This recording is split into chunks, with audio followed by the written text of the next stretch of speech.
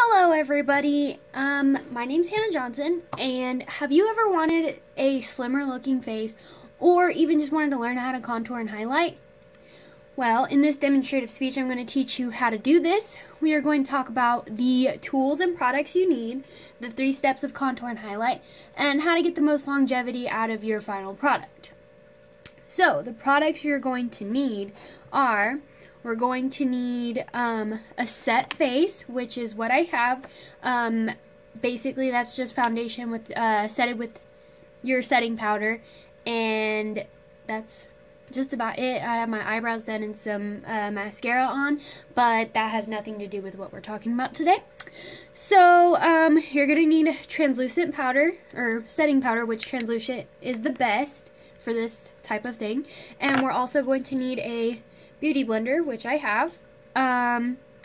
For our contour, we're going to need a flat or angled contour brush, which here we have a flat brush, and here we have an angled brush. For our bronzer, we're going to need, it's like a tapered end brush, pretty fluffy. This is what we're looking for. And then we're going to need a bronzer of choice, which mine is from Wet n Wild, and it's Ticket to Brazil. Here we go. And then for contour, we are going to use Wet n Wild Mega Glow Contour Palette, and it looks like this. Okay. For our blush, we're going to need a blush brush, which usually you can get any kind of blush brush. They can look anywhere from this to this to this. It just kind of depends on what you're looking for. Also, we are going to need a blush of choice. So here's my blush. It's from Pretty Vulgar. I go for more of the pale colors because that's what works for me. Also a highlight brush. Depending on the intensity of your desired highlight is what you're going to need for your highlighting brush. If you're going for something a little bit more intense, we're going to go for a more packed with more bristles type brush. Or if you're going for the subtle workday kind of highlight, we're looking for a fan brush. So, also you're going to need your choice of highlight, which today I'm going to be using the Anastasia Beverly Hills Moonchild Glow Kit, which we will go over what colors we're using later. So now let's get into the 3 steps of contour. Our first step is going to be bronzing. So we're going to take our bronzer and we're going to put our bronzer on first. So you always go in with your bronzer first, so that way when you put your contour on and you go in for the more slimmer look, you're not going to look as muddy. So with this, you're going to take your big fluffy brush, just kind of swirl it around, and then you're going to go in on the hollow of your cheek up into the top of, right up here to your hairline. So we're just going to go in, tap off the excess, and go in and make like a butterfly shape. Just kind of even that out. And now we're going to do the same thing on this side. Just giving your face a little more tan, or not almost orangey look. Bronzers they always have a more orangey undertone than what your contours do, because your contour is going for the more shadowed effect, when your bronzer is going to give you more of a lifelike feel, almost make you look tanner than what you really are. So after that, we got our bronzer done, so that's great. And now we're going to go in with our contour. So now we have our contour palette. And we are going to go in with our flat brush, because I prefer personally a flat brush. So we're going to go in, just tap in on one side, a little bit of contour, hit off the excess. And now to get the perfect contour, if you suck in your cheeks, you can find the hollows of your cheek a lot better. So we're just going to go in with that. And just kind of blend it out after you find the hollow of your cheek. And then repeat on the other side.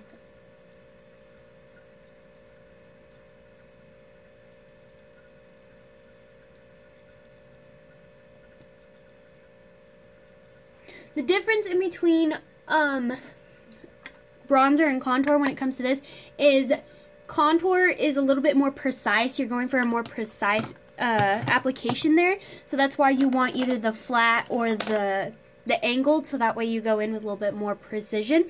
With bronzer, it is just a little bit more messier because it doesn't really matter if it's precise or not because it's going everywhere.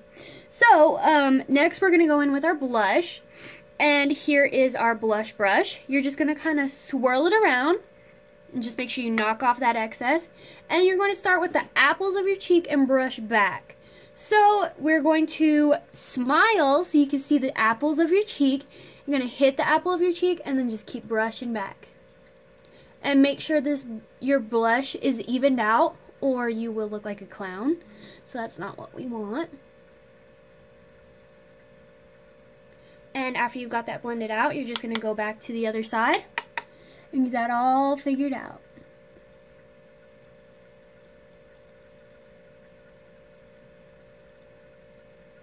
Just kind of blend it out after you got everything figured out.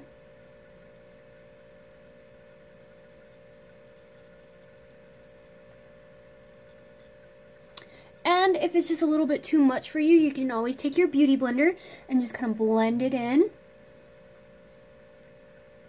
because you don't want any harsh lines or harsh circles. So after that, we are going to go in with our highlight. So for our highlight, I myself am we'll go on one side, we'll go for a more subtle look, and then on the other side, we'll go for a more intense look.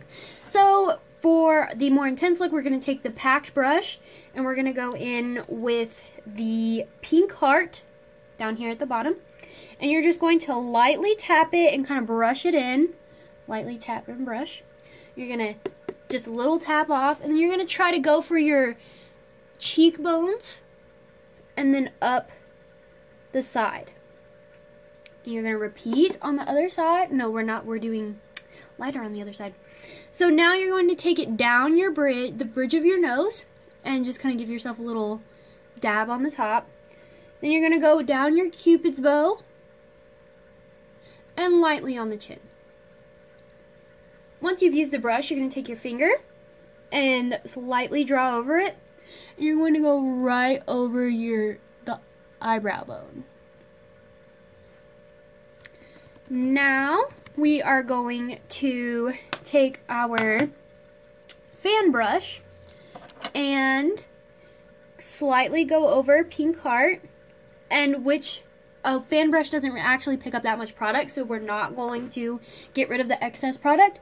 And we're going to go in and lightly brush it on our cheeks.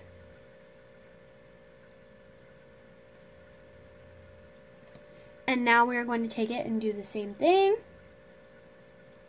And with the ease of having a fan brush, you can just go in and get the top of your brow bone without your finger.